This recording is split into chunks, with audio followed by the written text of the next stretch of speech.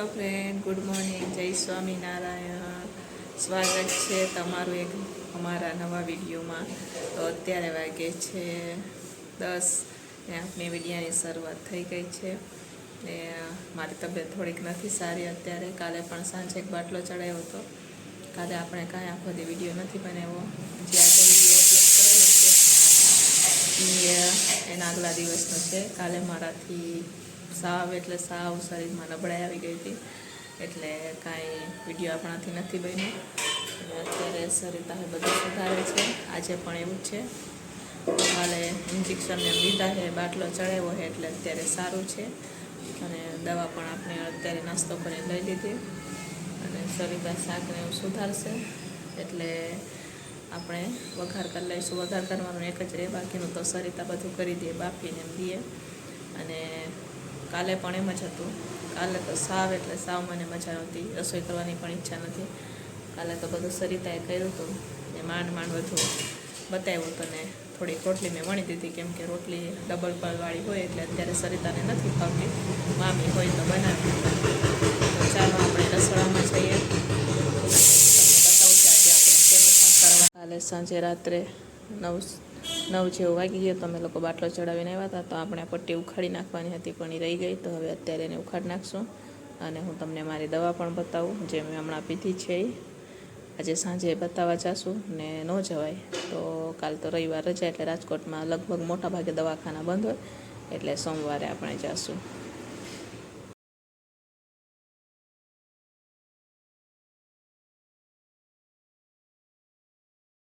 તો ચાલો, હવે આપણે રસોડામાં આવી ગયા છે. અને રસોડામાં આપણે સરિતાને થોડીક મદદ પણ કરાવી દીધી શાકને એમ સુધારવામાં. અહીંયા સલાડ બની ગયું છે. આજે તો કોબી ખલાસ છે. તો આપણે બીટ, કાકડી ને ટમેટાં અને પાલકનું સલાડ બનાવેલું છે. ને અહીંયા સરિતાને ભાત બનાવ્યા છે. પણ આજે તો ભાત લાપસી જેવા થઈ ગયા. આમ જુઓ કેવા બન્યા સરિતા ભાત. સરિતાથી પાણી થોડુંક વધારે પડી ગયું, એટલે ભાત લાપસી જેવા થઈ ગયા છે. ને દાળ પણ બાફી દીધી છે. ચાલે બરોબર, ક્યારેક બનાવતા હોય એટલે ચાલે. અમારે આ છોકરા જમી લે, એ ખબર છે કે ભાભી અત્યારે જેવું હોય એવું જમી લે છે. અમારા છોકરા ફરિયાદ નથી કરતા, બરોબર. ને અહીંયા ગુવાર બટેકાનું શાક બનાવશું આપણે. એ પણ તળવા માટે આપણે તેલ રાખી દીધું છે. તો તળીને કરશું આજે. અત્યારે ઓછા છોકરા છે એટલે તળીને થઈ જાય ફટાફટ, બરાબર. તો મેં કીધું, સરિતાને કીધું કે લાવો આપણે તળીને શાક બનાવીએ. એટલે સરિતા અત્યારે શાક માટે ટમેટાં સુધારે છે. તો ચાલો આપણે તળવાની શરૂઆત કરી દઈએ. અહીંયા આપણું તેલ તપી ગયું છે. તો આપણે પહેલાં બટેકાની ચિપ્સ તળી લઈશું.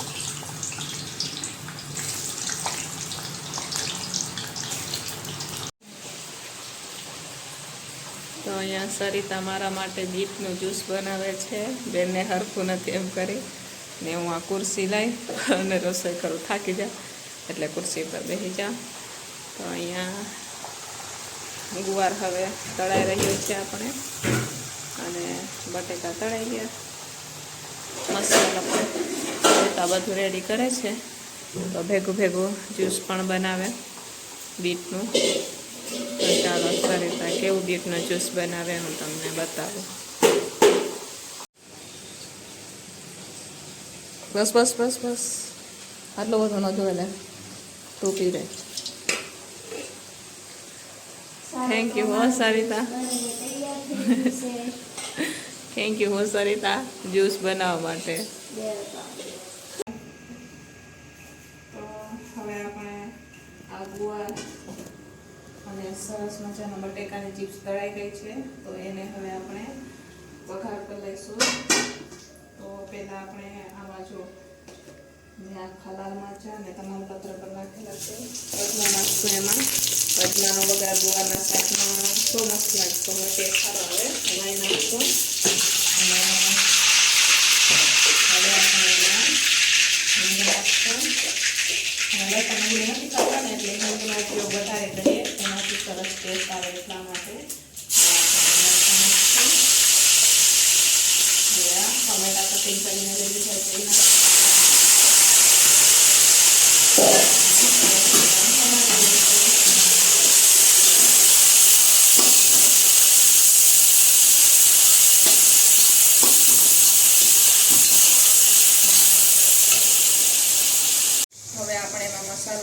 દઈશું. તો પહેલાં આપણે લાલ મરચું પાવડર, મીઠું નાખશું એમાં, એટલે ફટાફટ ટમેટા ચડી જાય. પછી એમાં નાખશું આપણે હળદર, એમાં ધાણા જીરું નાખશું.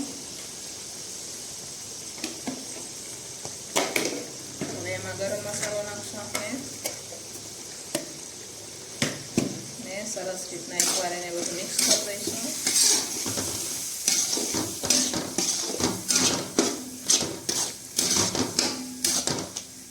હવે આપણે એમાં કસ્તુરી મેથી નાખશું, હલાવશું ને છેલ્લે નાખશું ખાંડ આવતી જાતે.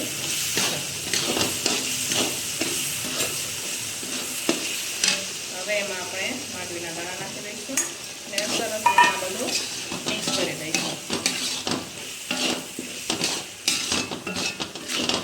હું આ શાક ઓછું કરું, વધારે નથી લખતું, બરોબર?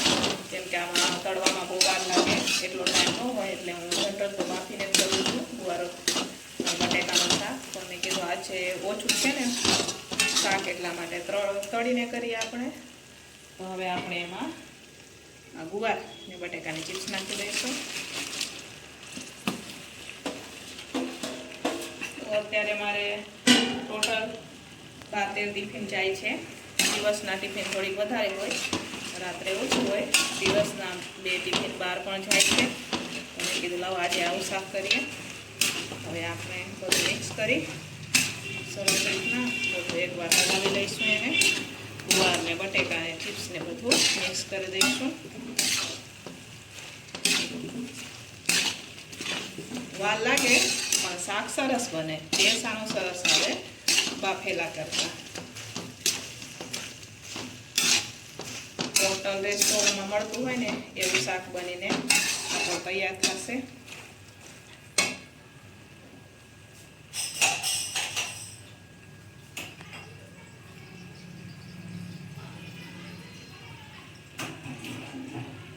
હવે આપણે એમાં 1 ગ્લાસ પાણી નાખશું ને ફરીથી બધું મિક્સ કરી દઈશું. પછી થોડીક વાર માટે પાણી ઉકળે ત્યાં સુધી આપણે ઢાંકીને રાખી દઈશું. તો હવે આપણે ઢાંકીને રાખી દઈશું. તો અહીંયા આપણે સરસ મજાનું ઢાંકીને રાખી દીધું છે 5 મિનિટ માટે. 5 મિનિટમાં ઉકળી જાય પછી આપણે ખોલીને ચેક કરી લઈશું. હવે આપણે ખોલીને ચેક કરી લઈશું. તો આ તમે જોઈ શકો છો તેલ સરસ મજાનું આપણું ઉપર આવી ગયું છે. તો એકવાર સરસ રીતના આપણે એને મિક્સ કરી દઈશું. પછી ગેસ આપણે બંધ કરી દઈશું અને ઉપરથી કોથમીર નાખશું. તો આ તમે જોઈ શકો છો સરસ મજાનું આપણું એકદમ રેસ્ટોરન્ટ હોટલ જેવું શાક બનીને તૈયાર છે ગુવાર બટેકાનું. તો એકવાર તમે પણ મારી રીતના જરૂરથી ટ્રાય કરજો. ને જો ફ્રેન્ડ તમને અમારા વિડીયો ગમે તો લાઈક શેર સબસ્ક્રાઈબ કરી દેજો.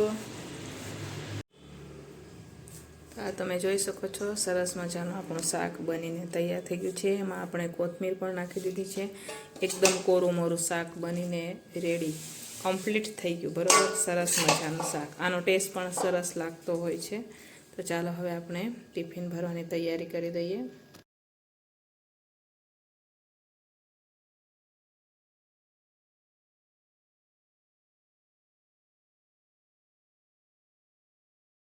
તો અહીંયા હવે આપણે બપોરનું આજે ટિફિન બની ગયું છે, પણ ટિફિન બનાવતા બનાવતા મારી હાલત થોડી ખરાબ થઈ ગઈ છે. અહીંયાની કે થોડીક મને આમ કેવું અજીબ લાગે, મનમાં ઉક્કા જેવું આવ્યા રાખે.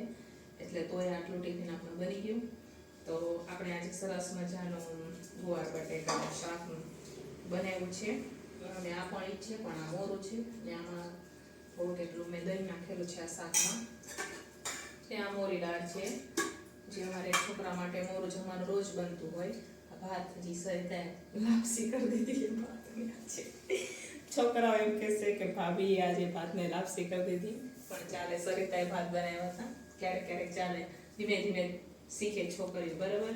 એક ભેગું ન આવડે, ધીમે ધીમે ક્યારેક લાપસી થઈ જાય, કાચા થઈ જાય તો જનરલ ખાઈ લેવામાં તો ન આવે.